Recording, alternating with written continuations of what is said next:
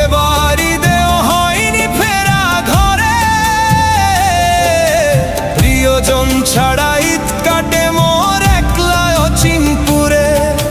নিঃসঙ্গতা কুরে কুরে খায় তবুও মুখে হাসি, আমি যে প্রবাসী, আমি যে প্রবাসী।